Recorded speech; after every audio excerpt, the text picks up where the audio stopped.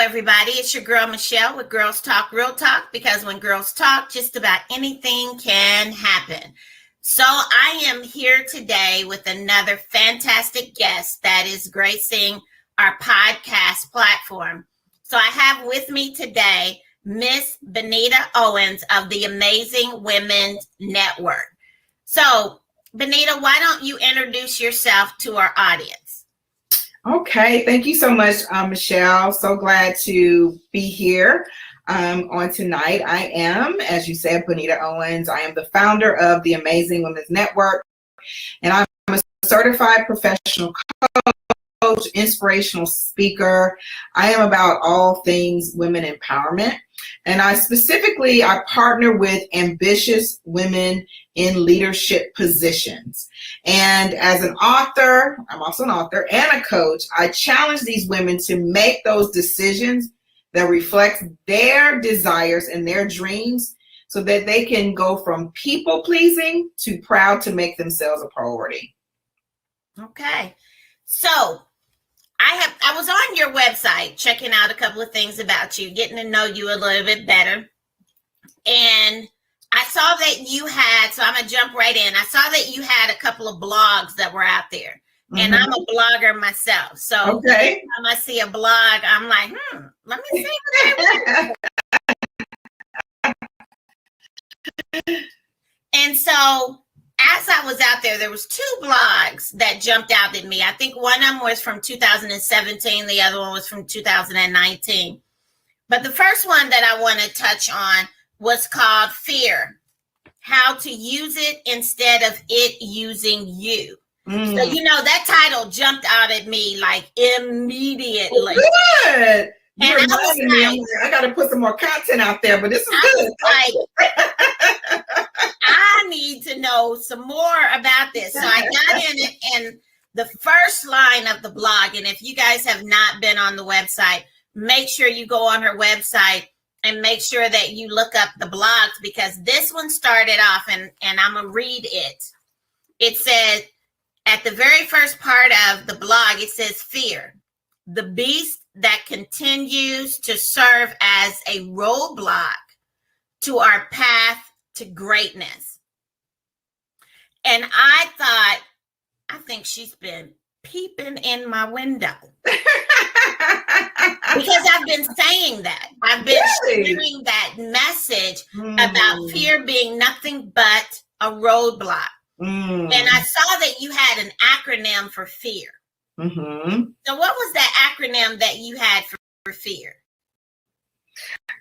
I wish I remember right now. You should tell me it was going to do.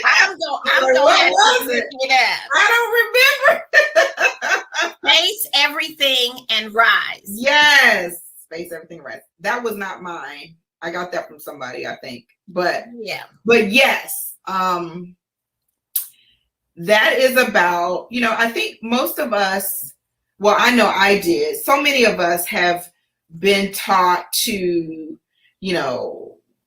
hate fear, or to, come fight fear, and all of these things. Like, fear is the enemy. And I think fear is only the enemy when we allow it to take over us. And I think fear is a natural human response, and we need fear. We need some fear in our lives, right? That's how we ran from the saber-toothed tiger back in the cave days. Like, fear is a human experience that we need to survive. So the thought about, fighting fear or hating fear, I don't think it serves us as much as realizing fear is a part of the human experience. And it's not so much that fear in and of itself is the issue. It is, how do we allow and manage, how do we allow that fear, right? How do we use it, and how do we manage it in our lives? So we need it to run away from the boogeyman, so to speak. And when we recognize that, oh, I'm fearful because this is something new. I'm fearful because, I'm not sure if I can do this. I'm afraid of failing. That's when we can just recognize, okay, this is let me look at this and let me manage it, right? And so facing it, don't act like you're not fearful. Don't, just ignore the emotion, because our emotions tell us something. It tells a story.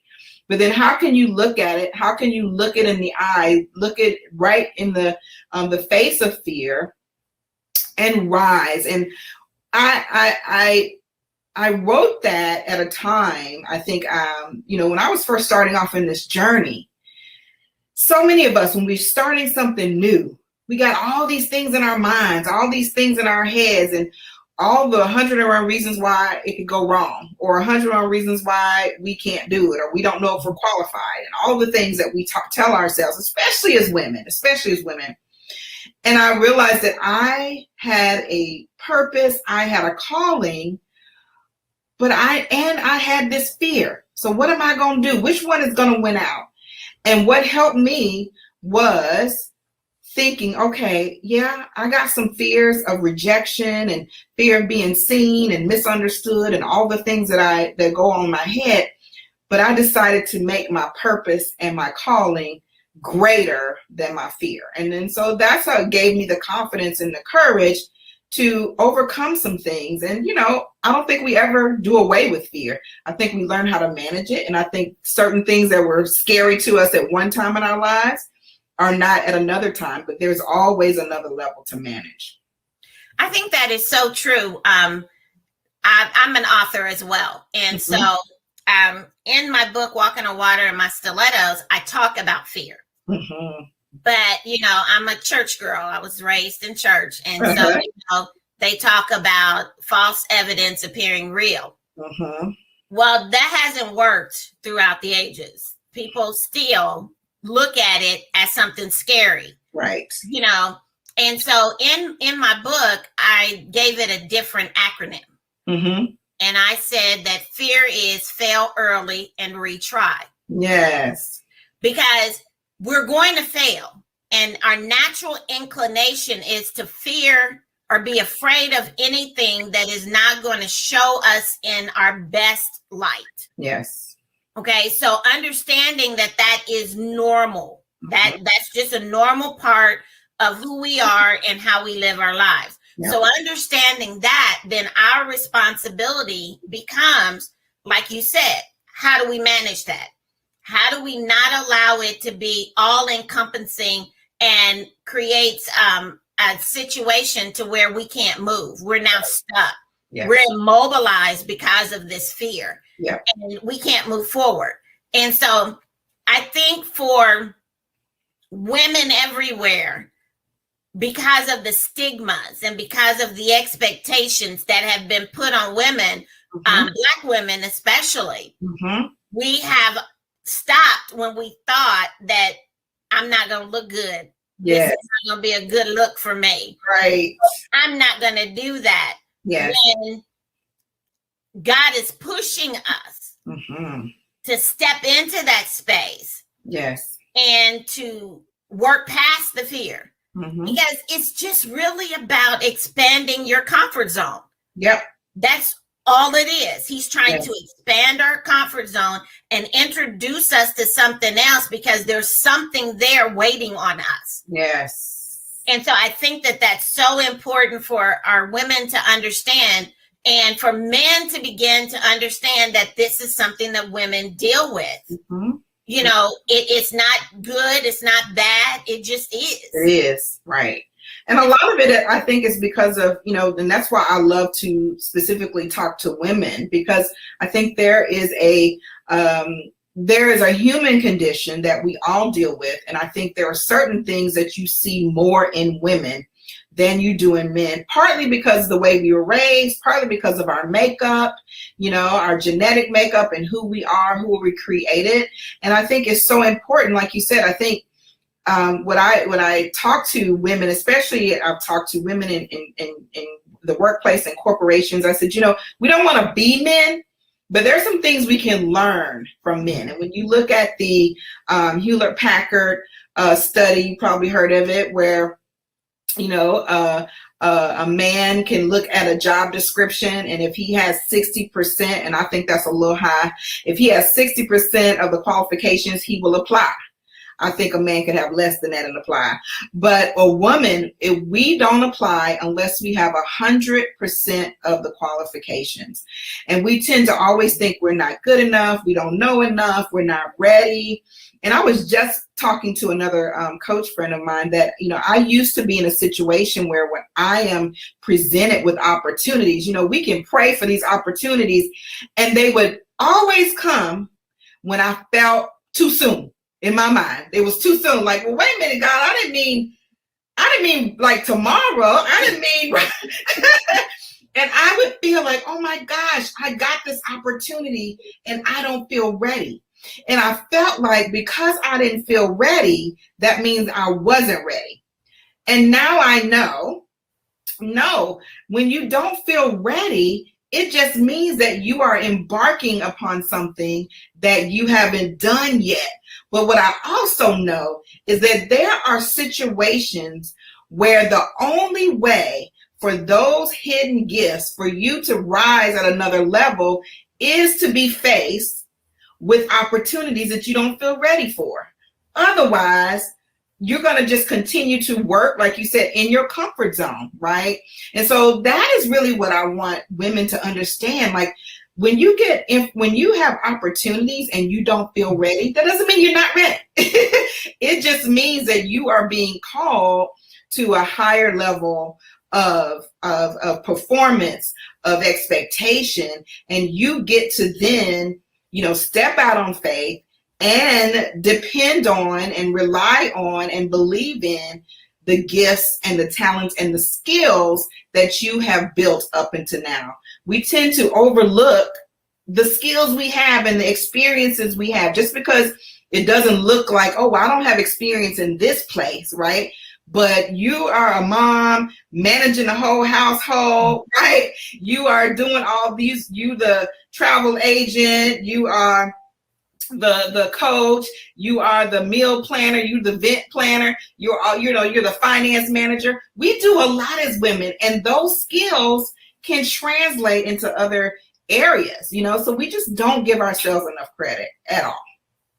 I think that that's important to bring out because even in the individuals that I have worked with and that I have talked to, I find that to be so very true.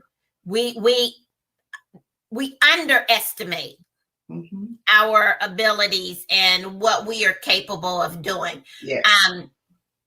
One of the things that I learned early on in my adult years, was God does not call the equipped. He equips the called. Amen. True. So a lot of times I think we get that messed up because we think, oh, I've got to be ready. Yes. 3 years ago, last month, I started my podcast. When I tell you I didn't know what I was doing, all I knew was that God said, step into this realm, go on the radio and do the show.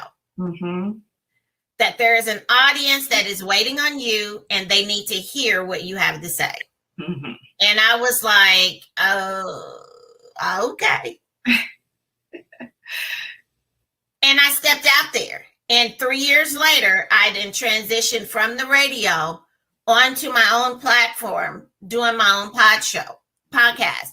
And so one of the things that I think that we sometimes underestimate ourselves is because I could have said, I'm not ready, or that's too hard, or I may fail. But what it did is it showed me some things about myself that I had not even recognized or seen. That's right. And so, you get those opportunities to step out there, and we don't want to not step out because we have never done it before. Yes. Because when the light bulb was created, he had never done it before. And most people don't know that the filament inside of a light bulb was created by a Black man. That's right. It wasn't until he created that filament that Edison was able to create the actual light bulb. Right. And so, you know, we're talking about doing things that we've never done before. So I want to flip the script here a little bit. Mm-hmm. We're in the midst of a pandemic. Mm-hmm. And understanding that you work with women, mm-hmm. have you seen a higher degree of fear from women having to pivot and make some changes in their lives that they had not expected to make because of the pandemic?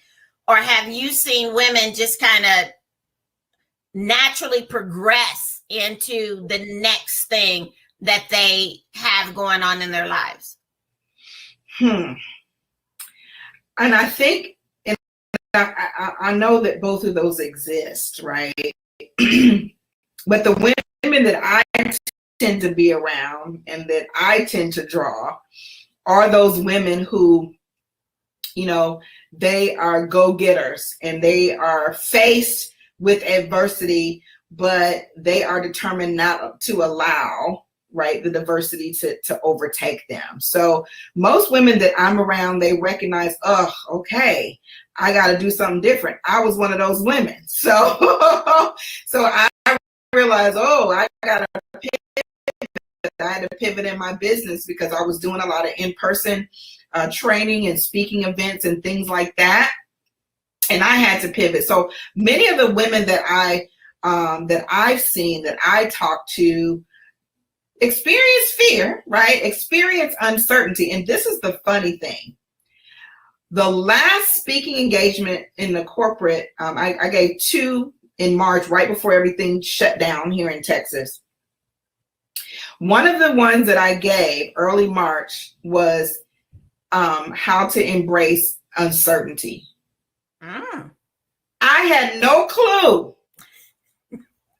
When I tell you no clue what I was saying, when I was saying it, I had no clue that the pandemic in my mind was, you know, like out in California. I didn't know the severity of it.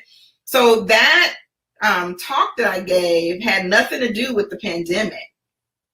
It was just something that I was just, you know, led to give. And I was like, whoa, I had no clue what I was saying at the time. And so I'm like, whoa, I definitely needed this. They needed it and I needed it for myself, right? So most of the women that, like I said, that I've seen, that I talk to, are experiencing, you know, experience uncertainty, experience fear, and still made choices to pivot, still made choices to make, to do what they needed to do in order to get to their next level. But I know that they all exist, you know.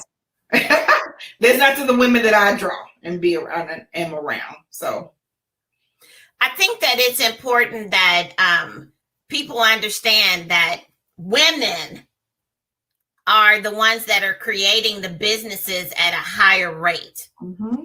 They are starting to discover their worth. And when the job is not paying them what they know they're worth, then they're putting their shingle up and they're going on and doing it, even though they may have that uncertainty that is present. Mm-hmm. Right now, it's kind of like, okay, I'm out here now. I'm either going to sink or swim. So I definitely ain't sinking. So if I need to do the backstroke or what I need to do to get out here. And I was looking at the statistics just in 2020. And in 2020, Black women represented 42% of new women-owned businesses. Wow. Okay. And that is within the Black community. Women are creating businesses at 36% within the entire Black community. And so when we began to look at this, women are stepping out there more. They're doing more. They're investing in themselves more than what they have ever done before. Mm-hmm. I've got a 25-year-old son, mm-hmm. and I watch his generation. Mm-hmm. because it's kind of like they're like, okay, that is not working for me. Let me go fix whatever's wrong and do my own thing, because the traditional 9 to 5 is no more. It is fighting to stay alive, but it is headed right on out, just like everything else. Yeah. And we're starting to see a different shift in the workplace. Especially with the pandemic, more businesses are having their people remote, to where now they don't have to just pick from the talent within the area that they're in. Right. They have international and national abilities to pick talent, because now you don't have to be in the same city. You don't have to be in that same, you don't have to come into that office every day. Right. And do what it is that you do.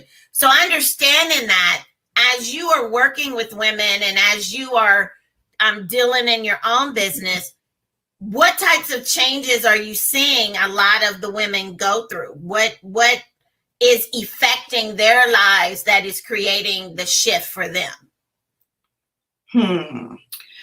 Well, I think, for a lot of women is the stillness and, the being in quarantine really made them stop and take a good hard look, at their lives and what they want and what they don't want and what they really want to, experience out of life. And, a lot of the women that I work with, because, they are go-getters, they're leaders, and so many of us who check the boxes and do all the right things and color within the lines, we are living our lives according to what other people say or how other people say we should do it. We're living our lives thinking about how am I pleasing these other people, right? And how am I pleasing my mom and my grandmama and the this and the that? And so I think being able to be still has allowed many of the women that I talk to and work with to just look at some stuff. The busyness, that's one of I think the good things about the pandemic, about being shut in, right? Because we can be so busy that can cloud our minds, and we can find 101 different things to do. And besides looking at our lives, right? Looking at ourselves, looking at our situation. And that has caused a lot of people to have to slow down and to really think through some things and to reevaluate some things. The pandemic, I think, we go through life and thinking, wow, I got this, good government job or this good corporate job or whatever, and things seem stable. And it shook up a lot of people, and what was stable was in a blink of an eye unstable, right? And so it helped people to rethink and reevaluate, what is stability? What does that look like? Is that really a thing, right? And so, yeah, that's what I've seen. And with that, I'm helping those, the women to say, listen, give yourself permission to change. Give yourself permission to pivot. Give yourself permission to make choices that align with who you want to be and who you're called to be, and to rewrite your story. If it hasn't worked up until now, change it. Or if it has worked up until now and no longer works, change it. Give yourself that permission. I think for women, we fail to give ourselves that grace that you were just talking about. We don't understand that we give ourselves grace. Nobody can give it to us. We have to give it to ourselves. And in that, I want to say it this way. I was talking to a young lady, and she said, I had to teach a coworker the art of not asking for permission, but asking for forgiveness. And I looked at her and I was like,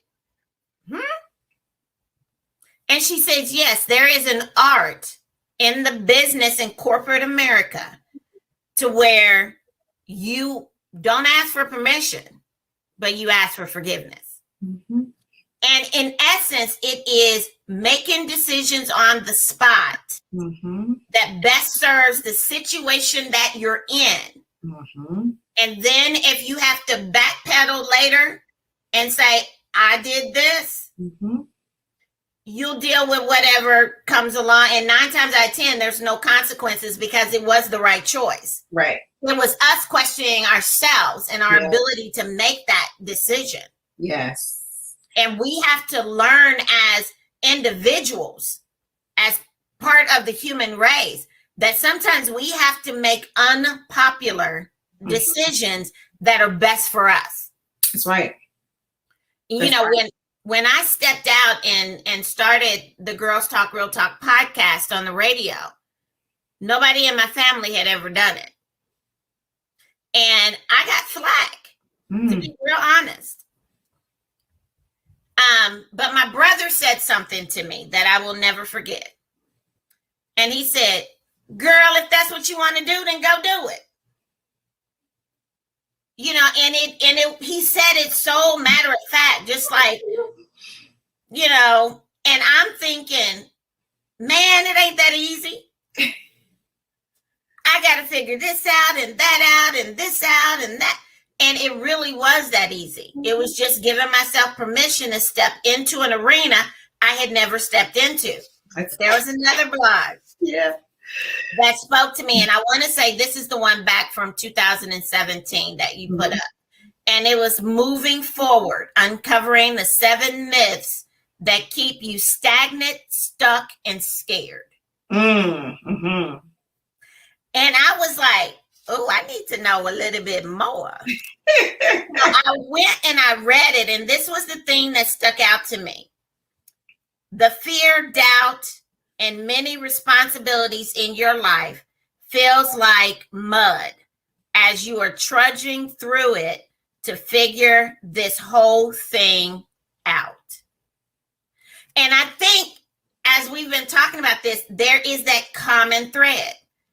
You know, it's almost like you in the swamp land and you're trying to get through the mud of the swamp land without getting into the real water where you know all the things that you don't know may be in there. Right. And you're just trudging along.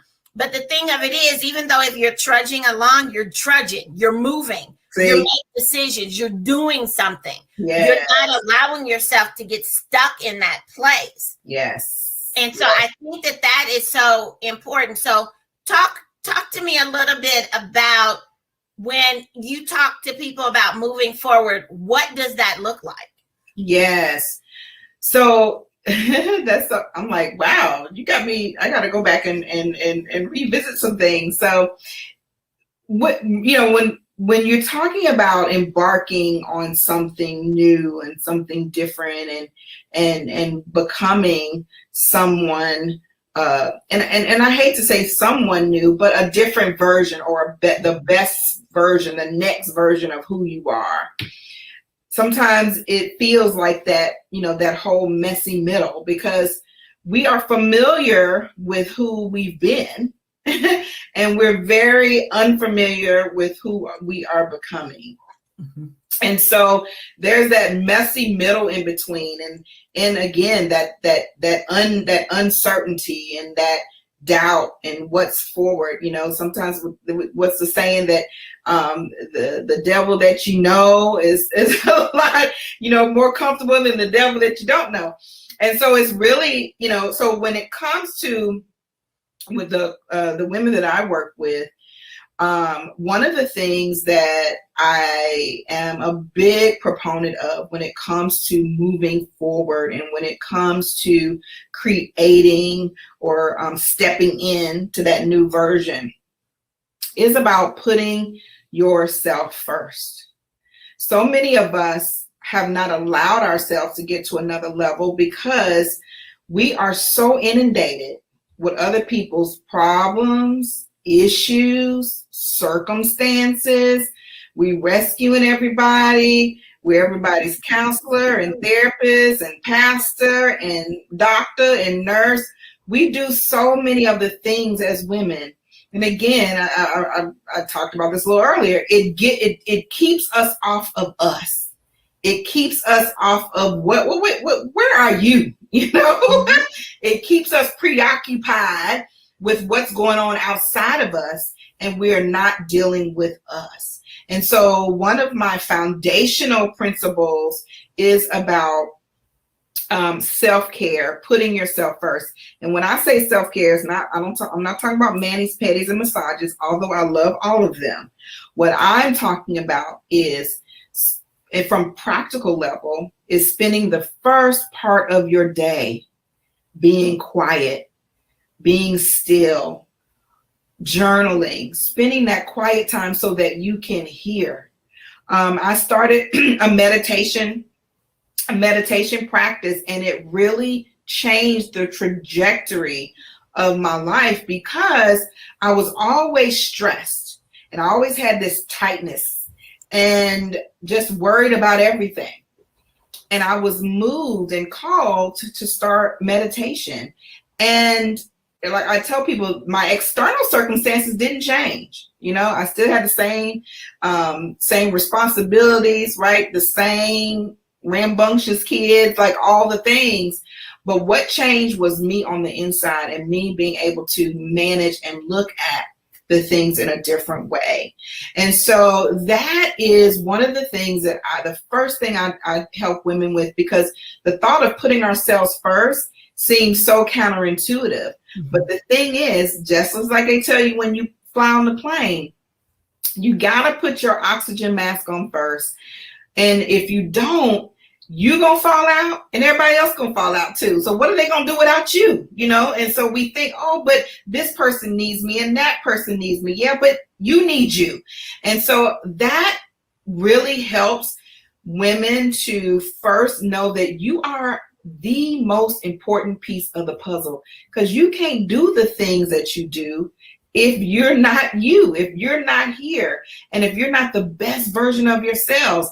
We try to do all these things, but then we're tired, we're cranky, we're snappy, we're not great to be around. That's not the best version of who you are.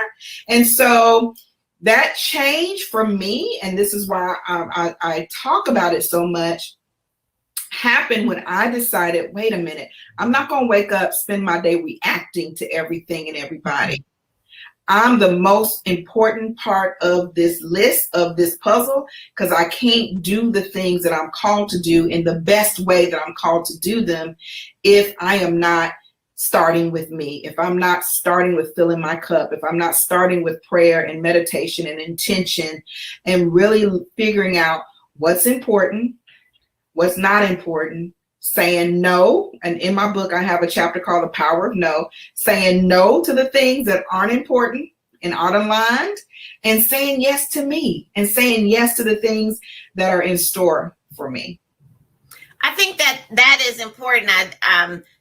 I guess this was really a divine meeting for the two of us, because you're speaking my language. You're speaking my language.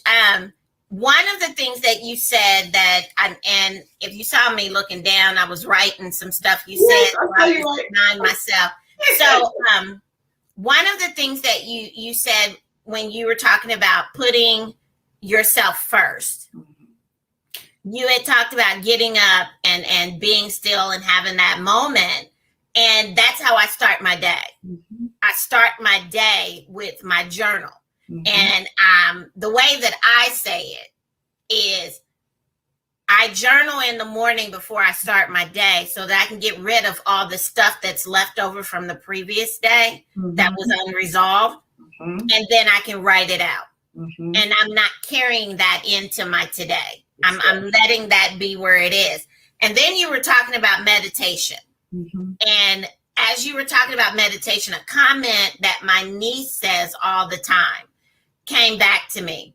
And she's always talking about protecting her peace. And she says one of the very important things to her in this phase of her life is to protect her peace. And so people will try to tell her stuff, and she'll say no, because if you tell me, then that means I got to do something with it. I've got to act on it in some way. And so I choose not to receive that information. Wow. So that I now do not have a responsibility to it. Okay. And I think for a lot of people, we need to start taking that thought process on, because we take on other people's stuff all the time, and they use us as a trash can. They come and dump their stuff on us, and then they go off and they happy as they can be because they done released it, and now you're carrying it. Yes. Like, okay, now what am I supposed to do with this? And so it's on top of your stuff that you already deal with. And so when she said that, I was like, man, I don't know if she really realized how wise of a statement that was. Because if we can learn how to practice that, man, how easier life would be. Yes. So then you started talking about the meditation. And I said, okay, she is really speaking my language. Because I work with authors and I help them write their books. And in our classes that I work with them, the very first thing that I do is what I call a mindfulness exercise. And it's really a moment of guided meditation. And so I had to allow them to understand, you will never clear your mind of every thought that you have. I said, that's not meditation. Meditation is you let the thought come in, you let it present itself, and then you let it go. So that it does not take over your being. Yes. It's something that you evidently need to know. It comes in, it presents itself, and then you release it. If it's something that you know you need to deal with later, then it will present itself back again. That's right. You don't have to worry about trying to, let me write this down. Oh, let me stop. You just stay in the flow. And if in the midst of that moment that you are taking to focus and to get centered, if God speaks to you, then he will bring it back to your remembrance. What he has said to you, if it's something he wants you to share with someone else. And so I think if we start doing what you said about self-care and really get to know who we are and not who everybody else says we are. Yes. Then a lot of the things that we deal with, we wouldn't be dealing with. Not at all. And so you mentioned your book, so I want to hit that. You have a program called the Power of No Masterclass. Okay, I tried to find some synopsis of that, but I didn't see one. What is the Power of No Masterclass? Well, yes, it's interesting. I did give that a couple times. It's on kind of hiatus right now, but it was a great class. Basically, it's from, again, the chapter of my book called The Power of No. And so it is just getting a little bit deeper into what that means, what the power of no is all about. And I give a talk around it as well. So it is just what the Power of No masterclass gives the attendants, the participants, an opportunity to just be still and work through, in a sense, their own how they're going to implement, right? So I just go in a little bit deeper about why it's important to say no. And in my talk, and I talk about why, and I'll do it in the masterclass too, why we don't say no. I have my own theory around that when it comes to how we're reared as children. And then, you know, as women, I think men deal with it too. But again, I feel as though women deal with it a lot more. We tend to be, I think, we want to please everybody. You know, we don't want anybody to be mad at us. You know, we want to be the good girl, right? We want to say the nice thing. And so many of us deal with this. I talk to so many women like, oh yeah, I need to, and it doesn't matter from, 9 to 99, you have women who deal with saying no. Some of us, you know, around 40s and 50s, we don't care, but some of us never grow out of it. And it just depends on your own experience. So again, the power of no is where I just take the participant a little bit deeper in how they can begin to implement some of the thoughts and the strategies in their own life to start saying no more often, and to really, it's about shifting our mindset around the word no. And so the example I normally give is the word wedding. Most of the time when we think of the word wedding, we think of bliss, we think of happiness, we think of togetherness. I always get a person in the class that will say expensive or divorce. I always get one to say something crazy, but that's an experience. And so, so I say, okay, great. So we think of happiness, celebration, togetherness, unity. That's what most of us think when we think of the word wedding. But what about the woman whose fiance, her husband to be, calls her the day of the wedding and says, I changed my mind, I'm not coming? Then the word when she thinks of wedding, it ain't gonna be happiness, it ain't gonna be bliss, it's not gonna be those things, right? It can be hurt, it can be pain, it can be betrayal. So the word wedding in and of it, so words, in this example, wedding, it means different things to different people. So what if we can do the same thing with the word no? When we think of saying no to somebody, we conjure up these thoughts and feelings in our mind. Oh, they're going to think I'm mean. They're going to think I'm not helpful. They're going to think I'm not a Christian. They're going to think I'm selfish, all the things, right? But no, but we don't explain away our yes. If you ask me a question, if you say, hey, Bonita, you want to go out to lunch? I don't say, well, yes. And you know why I said yes?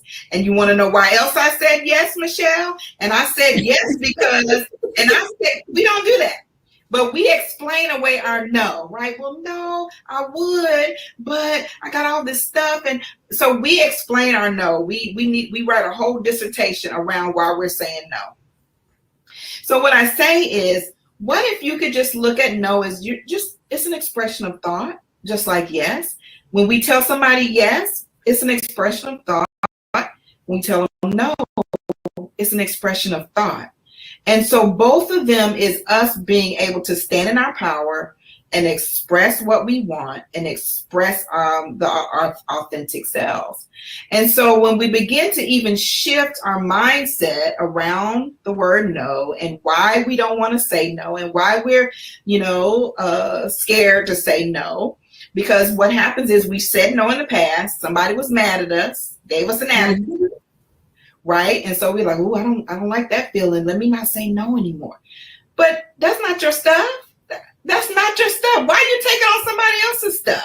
Because they're mad at you. So we make ourselves wrong because somebody's mad at us for saying no, for speaking our truth. No, right? We got to get out of that as women. If you get upset because I said no, then that's what you're going through, right? I'm not trying to be mean. I'm just speaking my truth and I'm saying yes to me. And so these are the things that I talk about, in the master class, is how do we shift our mind and our perspective? How do we begin to implement the saying yes to ourselves? Because when we say yes, we're always saying no to something else. When we say no, we're saying yes to something else, right? So how do we then begin to say yes to ourselves? Because we deserve it. We deserve it. And actually, too, that other person that we're saying yes to when we really want to say no, we're out of integrity. We're out of integrity with them. And most importantly, we're out of integrity with us. So a lot of us going around lying, and we say we don't lie. Well, when you say yes to everything, and then when you hang up that phone, you say, oh, Lord, I don't want to do this. You're out of integrity. You just told a lie because you didn't really want to do it. You didn't want. And now, granted, there are always things that we do that we don't want to do and feel like doing, right? I'm not talking about across the board, but I'm talking about when we continually make other people's priority our priority, and we are saying no to the things that we feel aligned to. And you say you work with women and writing books. I just spoke with a lady the other day, and she's like, I just can't seem to get this book written. I can't seem to get this book written. What can I do? And it was a group of authors there. She was asking a question. And what I said to her, I said, look at where in your life you are making other people a priority, and therefore you are saying no to your book. You've made an appointment with yourself. Okay, Saturday at 4:00, I'm gonna spend an hour or two and I'm gonna write, right? Soon as somebody calls, well, girl, can you do such and such and such? The first thing we do, we break our own appointment with ourselves and we rush to be at everybody's beck and call. And I told her, I said, you gotta learn, if they not bleeding, if they not sick, and the house not on fire, you keep your appointments with yourself and write that book. You know, that is so true, because that is what I tell the authors that I work with. Set you a strategic plan. So you got to set goals. Got to.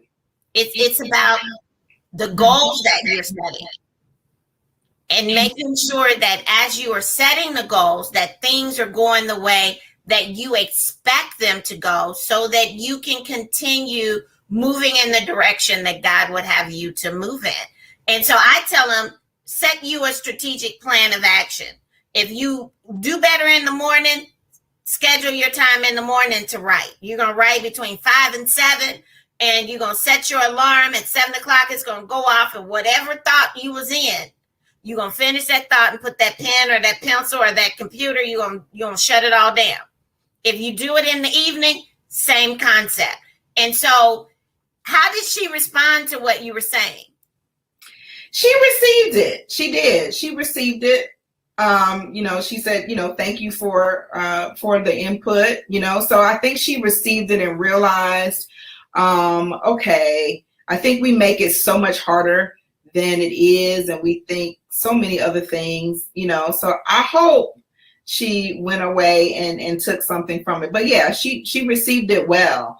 I think, a lot of times people get into the mechanics or other things, but it really is as simple as having a strategy and sticking to it. It's so easy and I used to be this way. I would make an appointment with myself, but somebody else calls or wants something, then I would stand myself up. And it's like, wait, I can't do that. My appointment to me should be just as important as my appointments to anybody else. Many of us who are responsible women, right? If we make an appointment with somebody, or if we tell somebody we're going to do something, we're going to, hell or high water, we are going to do it, right? We want to be dependable to other people. But when it comes to ourselves, because who's going to know? Only we're going to know. But that should be important, because every time we let ourselves down, that, I believe, it chips away at our self-esteem. We're telling our brain, we're telling our spirits we're not serious. We're telling ourselves subconsciously that we aren't important, that our goals aren't important, that our commitments to ourselves aren't important. And so I think it's really important for us to practice keeping our commitments to us. And I remember when I first did this, I decided, okay, I'm going to do this and this today. I would tell you what, a girlfriend of mine who I hadn't seen in a long time, she lives on the other side of the city, so we didn't see each other much. She called me that day and she said, girl, I'm going to the chiropractor. I'm going to be over in your neighborhood. We haven't seen each other. Do you mind if we can, I'd love for us to go out to lunch while I'm over on your side of town. And what I did, I told her, I said, I would have loved to see you, but I made a commitment to myself today that I was going to get some things done. And so I appreciate the offer. When you're here on this side of town again, let's set up another time, because she was going to the chiropractor anyway, like once a week or every 2 weeks or something. And so I felt so good about myself when I hung up that phone, because I told myself I made a commitment, and someone else called and I chose me. And that is what I want to, and I help women to do, is choose you. And don't think it robbery, don't think it mean, don't think it's selfish to choose you. Because if you don't choose you, who's gonna choose you? We are the ones who teach people how important we are. We're the ones that teach people that we matter by the things that we do and the choices that we make for ourselves. That is so very true. And the way that I say it is similar. I have to be intentional about my no. Mm-hmm. Because I was that girl. I was that girl that would put myself on the back burner to do whatever anybody else asked me to do. Mm-hmm. And I promised myself that I wasn't going to do that anymore. If I make the commitment, I'm going to follow through with the commitments that I make. And I think for a lot of women, that's a challenge that we deal with. So as we close out the podcast, I want you to kind of give us a synopsis about your book, Who Stole My Significance? Yes. So Who Stole My Significance is really about my journey of going from, like you said, putting yourself on the back burner. Those are the very same words that I use. Putting myself on the back burner, pleasing everybody else, forgetting about my God-given talents, my creativity. I had left, I say, in the closet and put it away. And it's my journey of self-discovery, of self-awareness, and of the lessons that I learned about about saying no, about self-care. I talk about overcoming your fear and really stepping into your purpose. And this book is really, I say that our gifts come to us don't come to us, but they come to us to go through us to bless other people. So at the end of each chapter, I give my lesson, and then I give a journal prompt, an affirmation, and an action step for the reader, because it's not just about you just read my story. I want the reader to get something from it so that they can implement it in their own lives. So that is something that is special to me, because again, I tell my stories. I do what I do so that other women can step into their purpose and their power. Wow. Thank you so very much, Bonita, for coming on to the podcast today. I have thoroughly enjoyed talking to you.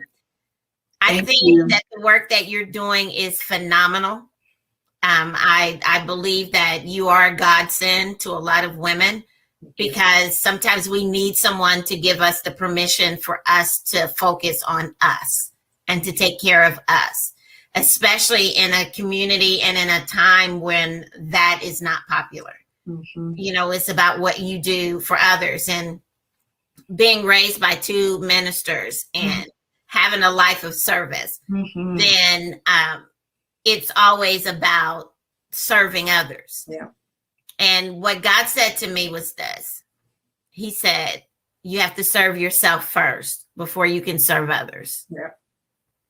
And I think that that's so important. So if anybody wants to get your book, they want to get in touch with you, how would they do that? Yeah, so if you want to get my book, it is on Amazon. You can just search Who Stole My Significance. And you can find me, my website, amazingwomennetwork.com. I am on almost all social media platforms, Facebook, Instagram, and LinkedIn under Amazing Women Network. And there's one more thing, if you don't mind me sharing, Michelle. I have an event that I'm just starting. It's a monthly event, no fee for this, and it's called the Go-To Girls Gathering. And what this is, it's going to be a space for that woman who's I call the go-to girl. She's the rescuer. She's the one who's there for everybody else. She's always getting advice, the encouragement, a strong shoulder to lean on, whatever anybody else needs. But the people that she's helping, she doesn't feel can help her. She's looking around like, well, who's going to listen to me? I need some encouragement. Who's there for me? And so this is that space I'm creating for women, that strong woman, that go-to woman, that rescuer, that she can come take off her cape and just be seen and just be heard and just be renewed and refilled so she can go back out and continue to do the things that she does. So if any of your listeners are interested in more information in that, there's going to be once a month. It's called they can go to the GoToGirlsGathering.com, GoToGirlsGathering, GOTO gathering.com, and register. And like I said, there's no fee. I just ask that you invest your time and an energy. And I'm just looking to serve more women leaders and women who everyone looks up to, but they need the encouragement too. Thank you so very much. I'm definitely going to have to check into that. And I'll make sure that the listening audience gets that information as well.